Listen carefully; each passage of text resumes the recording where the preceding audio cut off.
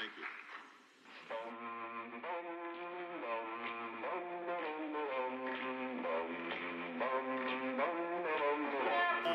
Love makes the world go round. Snap, what a happy sound. Snap is the happiest sound I've found. But snap makes the world go round. Snap makes the world go round. Well, I say it's crackle, the crispy sound. You gotta have crackle or the clock's not wound. Snap, makes the world go round. I insist that pop's the sound. The best is missing as pops around. Pop makes the world go round. Pop makes the world go round. Pop makes the world go round. And now, introducing your host with the most, Mr. Greg.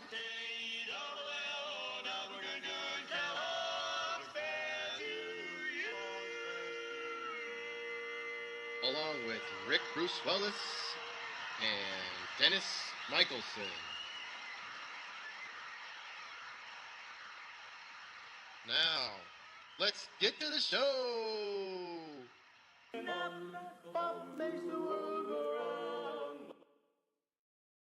Welcome to the Snap, Crackle, Pop. If you're watching, you're likely already in your fantasy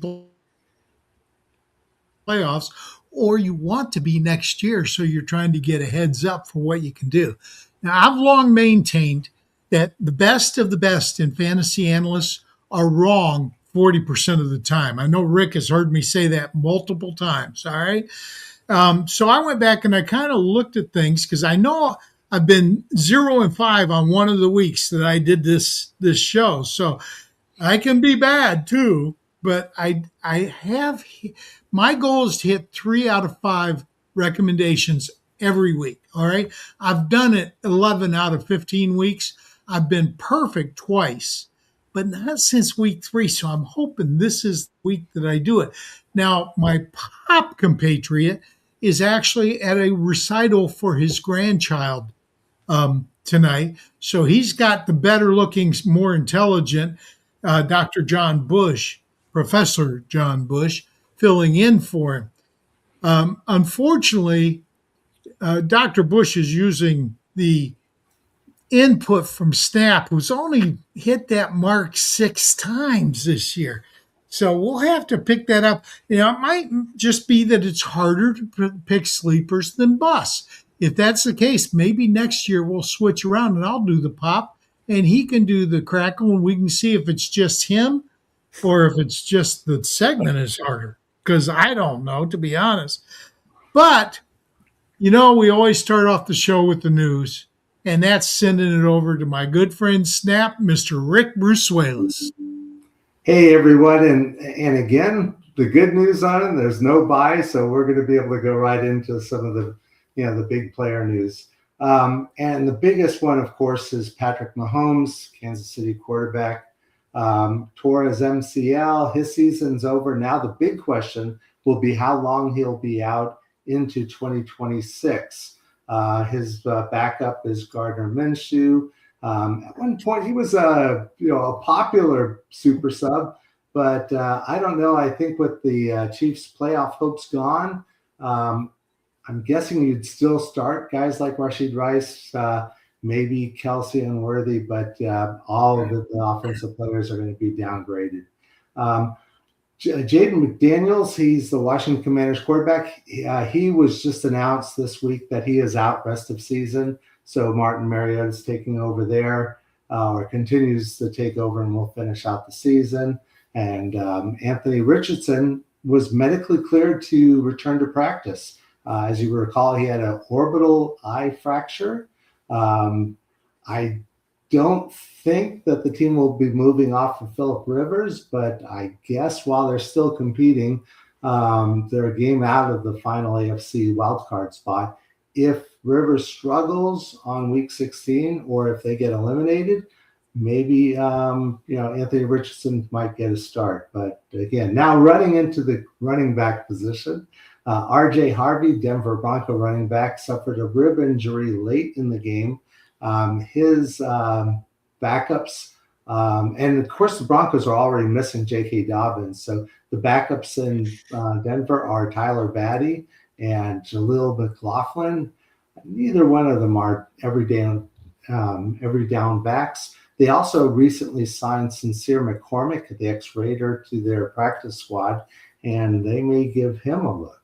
Woody Marks, Houston Texans, running back, suffered an ankle injury, but Coach D'Amico Ryan said he could have returned if, for whatever reason, Marks misses times. Jahar Jordan was 15 for 101, no touchdowns, but still over 100 yards. And Daria Ogumwala is the other healthy running back. As you might guess, Jordan's probably going to be the first choice if, for whatever reason, Goombale is not a guy you want to start. Yeah. And Jordan's, that was his first game. So you got to wonder. He's going to be a hot waiver wire pickup. He is probably already on people's target list. Bashul Tutin, Jacksonville Jaguar running back, left the game with a finger injury. He's having his finger surgery, so he'll miss a few games. Etienne is obviously the lead back, but look to rookie LaQuint Allen as a third down back possibility. He's not only a good receiving back, but he's probably one of the better pass blocking running backs in the league, even as a rookie. Devin Neal, the New Orleans Saints running back, he left the game with a hamstring injury. He had already took over for Alvin Kamara and Kendre Miller. So the backups are Evan Hull and Audric Estime, and they will likely just split carries in whatever games if Devin Neal is unable to play. Bam Knight, Arizona Cardinal running back, suffered an ankle injury in the first quarter of the Texans game. In fact, Michael Carter took back the lead, and Imari DeMarcado is more of a third down type back. So there's also rookie Kiner, who would be an option, but look to Michael Carter as being the lead back replacing Knight. Samaje Perine, the Cincinnati Bengals running back, suffered an ankle injury. He's been a solid backup to Chase Brown. Look to Taj Brooks as a backup and look to him on the waivers. Chris Rodriguez, Washington Commander running back, suffered a groin injury. I'm going to say Ja'Cory Crosby-Merritt because he's no longer the ordinary Bill. He came in and was 18 for 96 with a touchdown.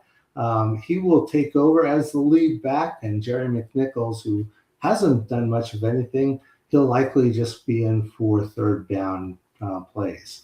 Javonte Williams, Dallas Cowboy running back, sustained a shoulder injury. He did return to the game.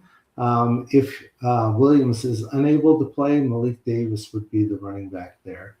Now in the wide receivers, Devontae Adams, the Los Angeles Rams, injured his hamstring in the fourth quarter of the Lions game. Puka Nacua will continue as the wide receiver one and get a slight bump in targets. Colby Parkinson, tight end, has risen to being a primary Stafford target. He had 2 touchdowns.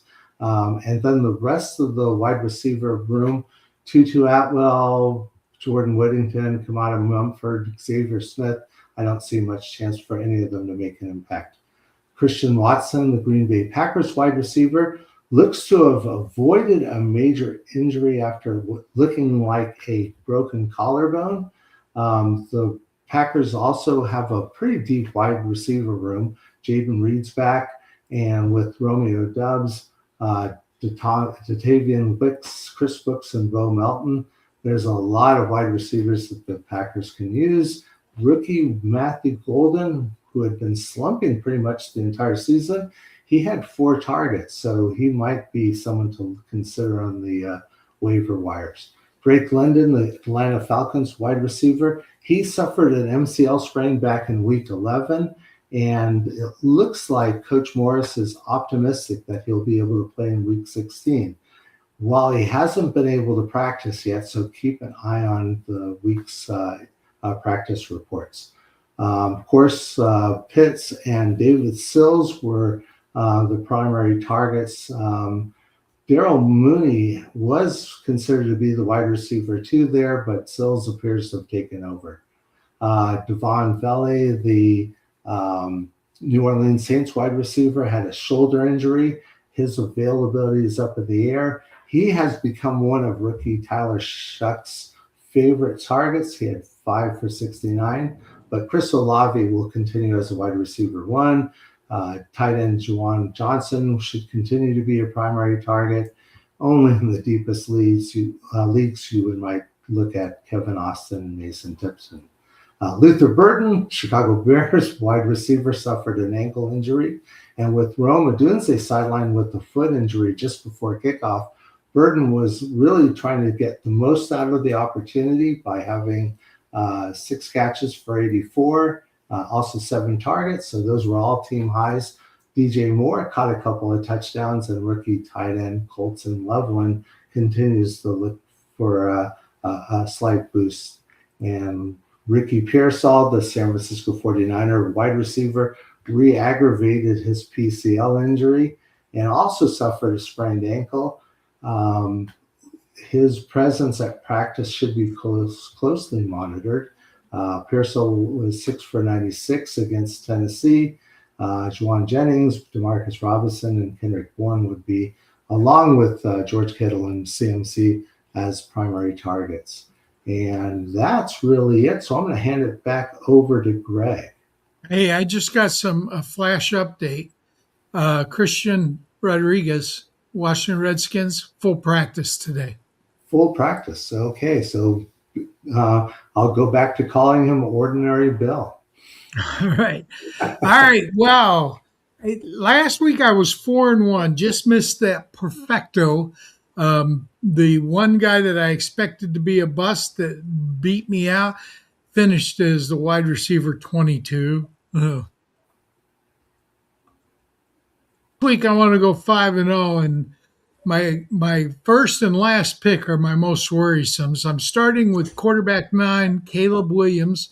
He's playing at home against the Green Bay Packers. I really want to be perfect this week. I want to stress that because I haven't been perfect since week 3, and it's time. All right. But this one, and like I say, my bonus pick do worry me. Williams has proven very elusive. He's very hard to sack.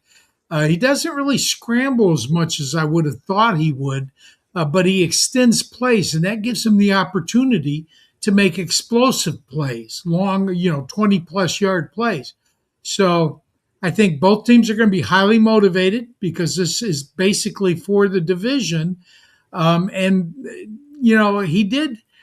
Williams has failed to hit the top 12 his last 3 games in a row, and one of them was against Green Bay, but that was in Lambeau, and this one is in Soldier Field. The weather won't help me. I was hoping the weather would help me, but it's forecast says it's going to be in the mid to high 30s with partial cloudiness and very light winds. Winds are what you worry about when you're throwing. So I do believe the Packers defense, though, has the talent level required to keep him out of the top 12. So I'm looking at him to be QB 13 to 17 this week.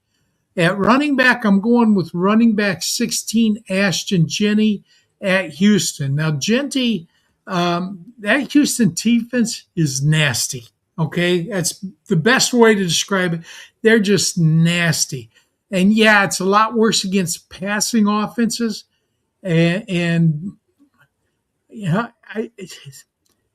lot of looks in the passing game for Jenney. That's the problem. Gentry's getting a ton of looks in the passing game, but he hasn't made the top 24 in 2 straight weeks and barely made it 3 weeks ago. He was running back 24. So he hasn't scored a rushing TD since week 10. And what had kept him in the top 24 is that he's played all the games. He hasn't missed any games. he's been relatively consistent, but low. But he's gotten 5 or more targets in 6 of his last 7 games. And the one game where he didn't get 5 targets, he got 4. So he's getting the usage in the passing game. But that said, the Texans are giving up about 6 receptions per game to opposing running backs. Now, you think if he gets 6 receptions, that's as good as a touchdown. But they're giving up 6 receptions per game to all opposing running backs. So if any other running back gets a catch, that's one less for Genty. And, most teams share it. Also, the Texans have allowed exactly 0 receiving TDs to running backs this year. So I don't think he's getting a TD boost this time. Get Genty out of your lineups. At wide receiver, I'm doing what Dennis would call picking the low-hanging fruit. I went with the wide receiver 24. It's a gentleman named Deebo Samuel. He's playing a Philadelphia defense. Now, Marcus Mariota, as you heard from Rick, is going to be the starter. And he seems to like Deebo. Deebo's had 5 or more targets in every game save 1 this season. But he's only converting 76% of his opportunities, and his yards per catch is under 10, which is a career low. He's been outside the top 24 in 7 of his last 8 games, okay, including the last 3 in a row. He just can't be trusted. The Eagles' defense is one of the toughest matchups for opposing wide receivers in PPR leagues, consistently allowing some of the fewest fantasy points to the position. So I'm sitting Deebo this week. At tight end, I went with tight end 11, Hunter Henry at Baltimore. Now, like I said before, Baltimore hasn't had the defense that we expect, but the Week 16 game is critically important for the Ravens' playoff chances. A loss would basically put them in grave danger of missing the postseason entirely. And the Ravens' defense has been very tough against opposing tight ends in 2025, ranking as one of the best in the NFL, limiting fantasy production at the position. They have allowed an average of only 8.6 PPR points per game to the position. And again, that's to all tight ends on the opposing team. When most teams are playing 2 and 3 tight ends, they're giving up 8.6 points per game to opposing tight ends. Henry currently ranks as a top 12 tight end, but it's an illusion. All right. He's only finished as a weekly top 12 tight end 3 times all year and just once since week 5. It's a tough matchup in a critical game on the road. That tells me it's time to find a different tight end this week. Now, this is the one that scares me for a lot of reasons. My bonus player this week is going to be a quarterback that I love, Justin Herbert, and he's got a dream matchup. He's traveling, but he's traveling to Dallas, and Dallas has one of the weakest pass defenses in the league. They're really that bad. His talent, he's got great receivers, and that matchup's hard to top. But since his non-throwing hand got injured and he got a plate put into it, he's averaging 167 passing yards, 1.3 passing touchdowns, and 1 interception per game. Now, to put that in perspective, a lot of those yards and 2 of those touchdowns came in the game where he got injured, before the injury. Since the injury, he's had 1 touchdown in each of those 2 games. And he's had a pick in each of those 2 games, and his yardage has been just terrible.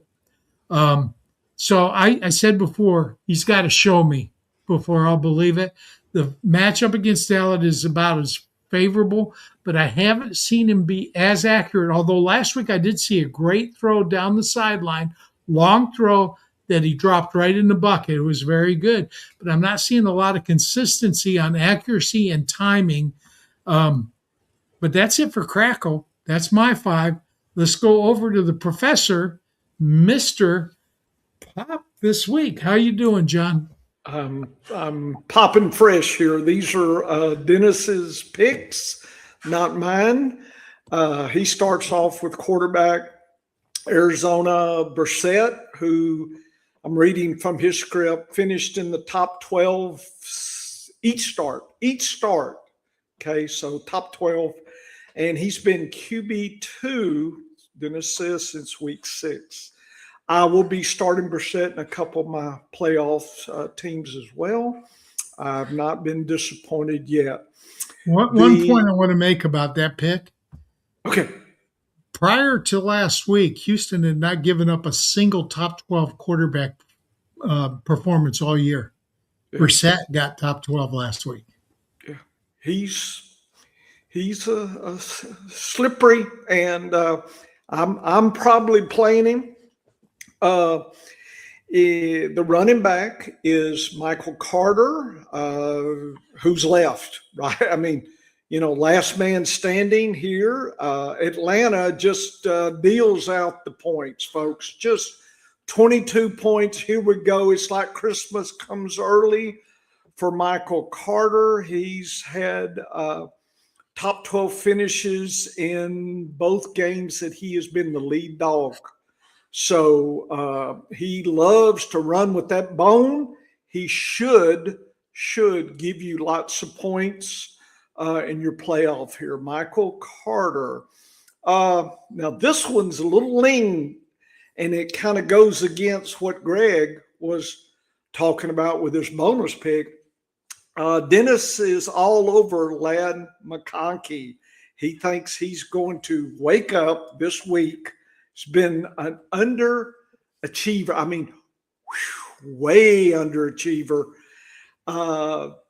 6 top 24 finishes all year. And he had 10 of those as a rookie. So he has declined almost half of what he was as a rookie. But Dennis is thinking Dallas gives 39 points to receivers. And McConkey should reach out there and grab and snatch a touchdown or so. Could be. I don't know on the bet here. I don't know what Dennis bets on, but that's what he said. Kobe Parkinson is his tight end. I've got Kobe everywhere and played all my shares and was very pleased last week. I picked him up a long time ago in a tight end premium format that I play. And Seattle's 8th worst against opposing tight ends. So they're kind of dodgy on dealing with the tight ends. So everybody's looking Puka and whatnot. And that, I think Parkinson can slip in there and cha-ching, get you some good points that you need to crush your league, because we got to get you. TSA's got to get you into the finals. Well, we're through goofing around. You need to be listening to shows all week. We want you to win, crush your league mates. We want to see tears as you're hoisting the trophy. That's what TSA wants to do for you. Bonus-wise, Mike Evans, Carolina gives 29 PPR points to opposing wide receivers. And what was interesting is Ibuka kind of has slipped away when Evans is back. So I think Evans has been getting a lot of those looks. And Godwin, who would have thought, he's kind of looking like the number 2 guy. So it looks like Heckle and Jekyll there are going to put some points in your teams as well. So that's what Dennis says. Dennis says he thinks they're excellent picks. So he's all in this week for his secret picks. Not secret now. Gotta say, I love the Evans pick. He looked very strong last week. I did enjoy watching him play. And Ibuka, I've just gotten rid of him entirely because he's lean, yeah. He has been bad since week 6. He's been very bad. Anyway, that's our show for tonight. We're hoping that you're going forward in your playoffs. But hey, give us a like, give us a subscribe, comment in the chat if you have something you want us to discuss. And be sure to see us on Thursday night when we do the Thursday checkdown. Hey, John, while you're here, bring John back up and let him tell people Uh-oh. what shows he's doing this week. Okay, so we are on the TSA website. We do the matchup lab. Saturdays it will be available. We do the highs and lows of the week. Those can be the trickiest in some ways. There's so many points predicted, so we kind of use Vegas's opinion to kind of set the tone. So predicted high scoring games usually have more yards. I've got some preliminary stats. As a scientist, I like to do stats, and seems to suggest there's some goodness there. And the opposite are the low scoring games. Dennis calls them squirrel games because they're very annoying if you have a dog. And we're talking low points, and you could be extra sad if you use too many players on those. So you got to be very choosy about that. So we'll have that. Dennis has some articles. I've got one to edit for him. Dennis, I don't know about grammar. I don't know what they teach you up there in the Midwest, but he's a anyway, weatherman. He's a weatherman. I don't know what they're doing. Right. Too much snow. I don't know. Snow blindness. I don't know what he's writing up there with his papyrus and his ink there, whatever he's doing. I'll be doing his articles. They'll be up on the TSC website. And then I have last few weeks, I've been putting our Science of Fantasy Football podcast. I've been linking to that as well, catching folks on that side. That's when I go full force with my data. Come see me, but you can see me at the TSA website as well. It's all good. Lots of good presents here for you to crush your opponents, make them cry. And Rick, do you have anything you want to bring out? Oh, you're muted, Rick. You're muted. You're talking, but we're not hearing. And there I go. That's Okay. the first time all year I've had the mute button on, and look at that. Hey, excited about Thursday's show where we're going to do the Thursday checkdown. We'll, give you any updates on players' availability. We'll also give some starts and sits or studs and duds, and we'll also be happy to answer questions that come in to the mailbag or through the chat. So please get those answers to the questions to help you crush your opponent and hopefully win your playoffs. I'm in 2 finals this week, so some of you are going to be already in finals, or if not, you're in your semifinals trying to get into the final round. And that's what we're here for, is to help you get those championships. So keep an eye out for us, and also make sure you watch the shows during the week. I know Joe Carlton does a couple shows during the week. We also have a show that's more DFS oriented on Friday. And of course, Carla does her great interview series called The Game Changers. Keep an eye for all of that. And we also cover basketball. So we have one of the best basketball analysts doing a show. I believe it's still on Sundays, and we're right in the fun part of the basketball season. Hopefully you're enjoying that show as well. So take us out. Well, everybody, this is the end of the show. Please hit that like button, and we'll see you on Thursday.